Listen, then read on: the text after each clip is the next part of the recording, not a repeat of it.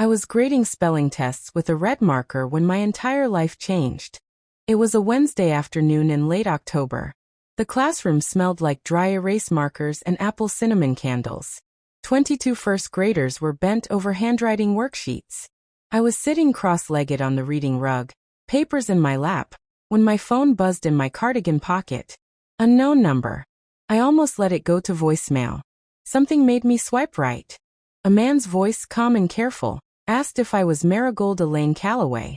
Nobody had called me by my full name since my grandmother used to say it when she was pretending to scold me. He told me he was an attorney.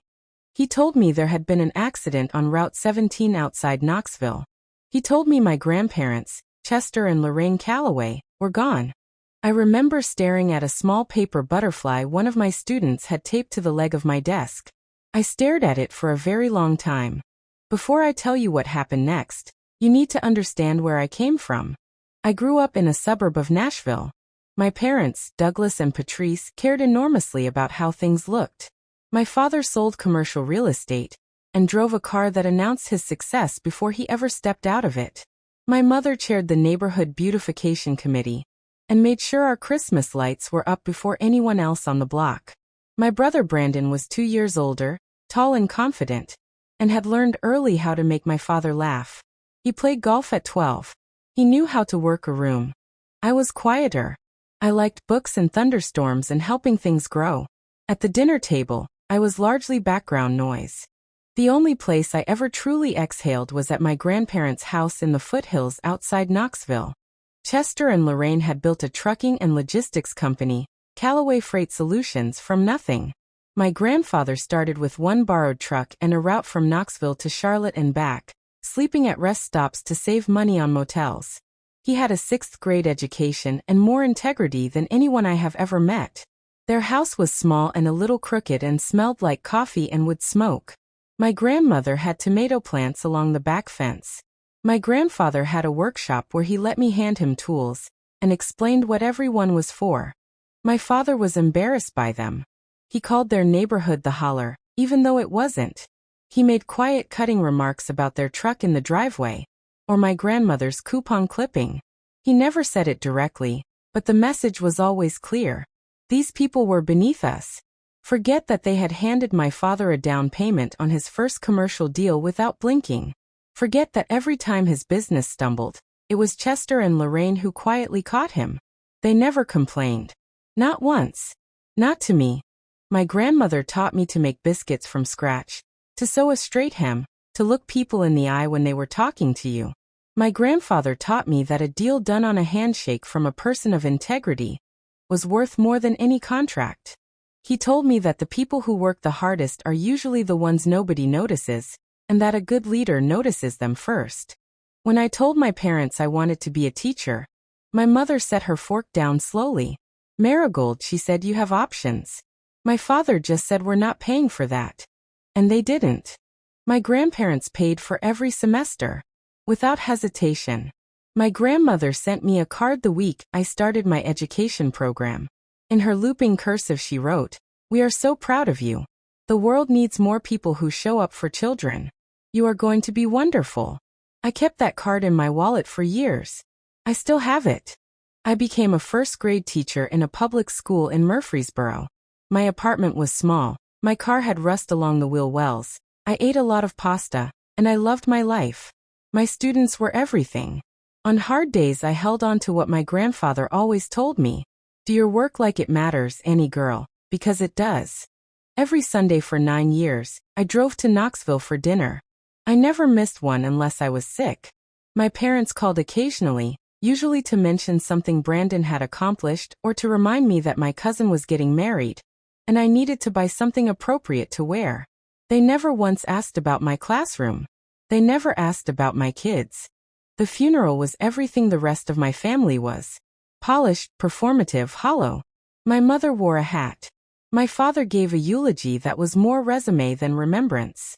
Brandon stood in the receiving line accepting condolences with a practiced sadness he had not earned. Extended family I hadn't seen in years filled the pews, murmuring about what wonderful people Chester and Lorraine had been, which would have been more moving if any of them had bothered to visit in the last decade. I stood in the back and cried and nobody noticed. 2 weeks later, we were called to the offices of an attorney named Gerald Fitch. His office was on the 4th floor of a building with a view of the Tennessee River. Everything in it was polished and quiet. My father sat in his chair like a man who had already mentally redecorated the room. My mother's hands were folded in her lap, nails painted dark plum. Brandon had driven 2 hours and could not stop glancing at the door like something better might walk through it. Gerald Fitch read through the standard language. I barely heard any of it. I was staring at a framed photo on the wall, a river, fog, morning light, trying not to fall apart. Then he said the entirety of the estate, including all shares of Callaway Freight Solutions, the property at 4412 Ridgeline Road, and all liquid and investment accounts valued at an estimated $31 million, is bequeathed to one person. The room shifted. Marigold Elaine Callaway is the sole beneficiary. The silence that followed was the loudest thing I have ever heard.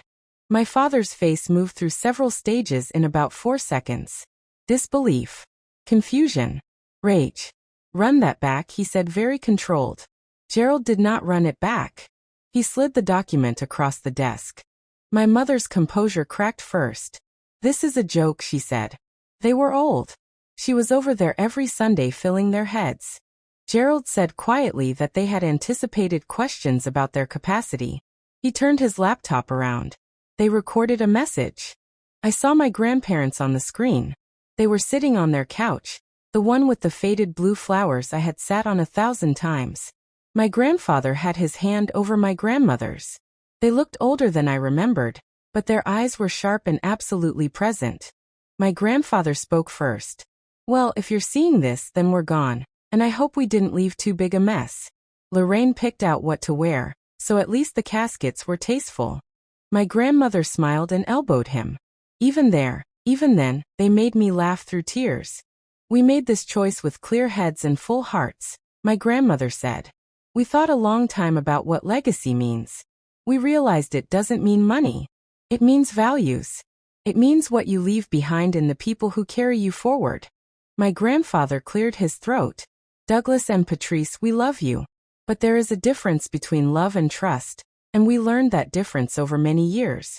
We watched how you treated this family, how you treated this money, how you treated people who couldn't do anything for you. We saw you. My grandmother looked directly into the lens. And we saw Marigold. She came every Sunday for 9 years. She sat with us. She never asked for anything. She laughed at your grandfather's terrible jokes and helped me with the garden, and called just to call. She is the keeper of this family's heart. And so she will be the keeper of what we built. The screen went dark. I will not describe in detail what happened in that room after the video ended, except to say it was not brief and it was not quiet. That evening, they summoned me to my parents' house. My father had paperwork ready, a transfer of administrative control. They would manage the estate. I would receive a generous allocation of 15%. You're a first-grade teacher, my mother said, as if that were a diagnosis. You cannot run a multi-million-dollar company. This is us protecting you. I looked at the papers on the coffee table. I thought about my grandmother's voice. She is the keeper of this family's heart. No, I said. They escalated. Brandon slammed the cabinet. My father told me that if I walked out without signing, I was done. No holidays, no calls, no family. I walked out. Within the hour, I learned that my father had always owned my apartment building through a shell company I had never known about. A text came through, a formal eviction notice, effective by midnight. I packed what I could. Clothes. Books. The letters my grandparents had sent over the years. The quilt my grandmother had made when I started college. Hand-sewn from scraps of her house dresses and my grandfather's old flannels, and a square from my childhood Halloween costume. As I carried my last box out, my father was standing on the sidewalk. He told me I had been an accident. He told me they had been happy before I came along. He said I had done nothing but complicate his life. I got in my car. I drove toward Knoxville. Gerald Fitch was on my grandparents' porch the next morning with 2 cups of coffee and a bag of biscuits from the bakery in town. He had tried my phone all night. When I didn't answer, he figured I'd ended up where I belonged. He sat across from me at the kitchen table, and opened a folder. Then another. My grandmother's journals, documenting every loan my father had taken and never repaid. Every time he had called them fools behind their backs. Copies of a $240,000 loan to my father, co-signed by my grandfather 5 years ago, hidden from his own business partners, never paid back. Then Gerald opened his laptop and showed me the security footage. 2 days after the funeral, my parents had let themselves into the house with a spare key. On camera, my mother went straight to the bookshelf in the hallway, slid out a false-backed panel, and opened a small fireproof lockbox. She took out my grandmother's pearl earrings, the garnet brooch she wore every Christmas, a gold locket that had belonged to my great-grandmother. My father stood at the window with his arms crossed. My grandparents had installed the camera specifically because they were afraid of exactly this. They had thought of everything. Medical certifications confirming their full mental competence, signed within 6 months of their passing. Affidavits from their pastor, their doctor, their neighbor of 31 years. They had built a fortress and then handed me the keys. Over the following days, the people my grandparents had trusted began to arrive.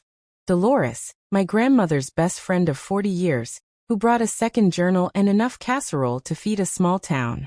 Hector, who had worked in my grandfather's fleet garage for 22 years, and had once overheard my father on the phone screaming that my grandfather was a stingy old man just waiting to die.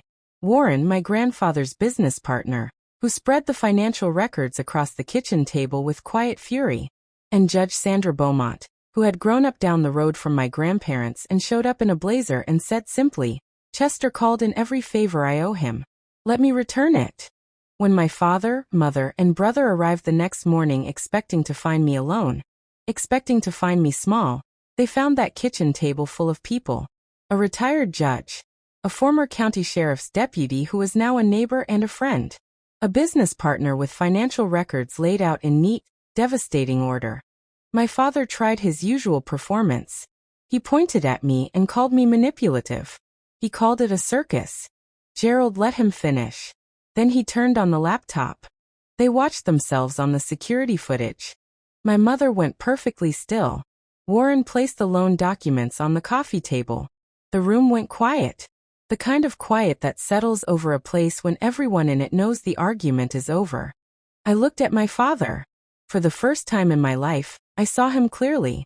Not the authority figure I had spent 30 years trying to please, but a frightened, greedy man who had never once asked himself what kind of person he was becoming. "You didn't come here to protect me," I said.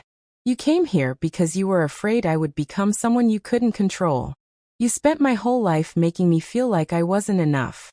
But the two people in this world who knew me best, who watched all of us for 50 years, chose me. That has to mean something to you. Even if you'll never say it out loud." My father had no answer. My mother was crying in a way that, for the first time, might have been real. They left. The door closed behind them. The room exhaled. The months that followed were full. Gerald guided me through the legal process.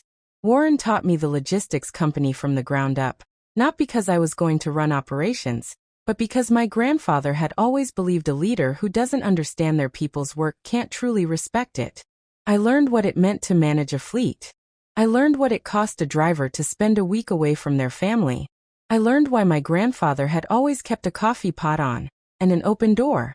In the files, I found something my grandparents had been quietly drafting for 2 years. The bones of a foundation. The Chester and Lorraine Callaway Community Fund. Scholarships for first-generation college students in rural East Tennessee. School supply funds for underfunded classrooms. Grants for after-school arts programs. I put $8 million into it in the first year. I kept teaching. I want to be clear about that. I kept showing up every morning to 22 first graders who were learning to read and share and understand that school was a place where someone was glad they came. My wealth changed what I could do for them. It did not change why I was there. When a child came in with shoes worn through at the toe, I could do something about it. When a student showed a gift for music and her family couldn't afford lessons, we could change that. The money was not mine to keep. It was mine to move. I live in my grandparents' house now. It still smells like wood smoke and coffee. The tomato plants come back every summer. My grandfather's tools are still arranged by size in his workshop, and I have not moved a single one. On Sundays, the kitchen table is full. Dolores, Hector, Warren and his wife Gerald, who has become something close to a surrogate uncle, teachers from my school, neighbors, a rotating imperfect beautiful collection of people who loved the same two people I loved, and chose to keep showing up for each other after they were gone. These dinners are nothing like the dinners I grew up with. Nobody is performing. Nobody is keeping score. We talk too loud and laugh at things that are probably not that funny and argue about Tennessee football, and eat until we can't move. This is what my grandparents left me. Not $31 million. They left me proof that a life lived with integrity compounds over time. Every good thing my grandfather did, every fair deal, every worker he treated with dignity, every neighbor he helped without being asked, it all came back. Not to him. He never needed it to come back to him. It came back to me, in the form of a room full of people who had loved him, and were willing to stand up and say so when it cost something. They left me the understanding that real wealth is not what you accumulate. It is what you build in other people. It is the teacher whose classroom doesn't run out of crayons. It is the kid from a small town who gets to go to college, because someone she never met decided she was worth investing in. It is Sunday dinners where nobody has to earn their seat. If you have ever felt invisible in your own family, if you know what it is like to grow up in a house full of people who made you feel like an afterthought, I want you to know this. The people who truly see you are out there. Sometimes they are not who you expect. Sometimes they are the ones the rest of the world overlooks. And sometimes the people who were supposed to love you show you exactly who they are. The most powerful thing you can do is believe them. Don't spend your life auditioning for people who have already made up their minds about you. Go be with the people who show up on Sundays. If this story moved you, leave a comment below. Tell me about someone who saw you when others didn't. I read every single one.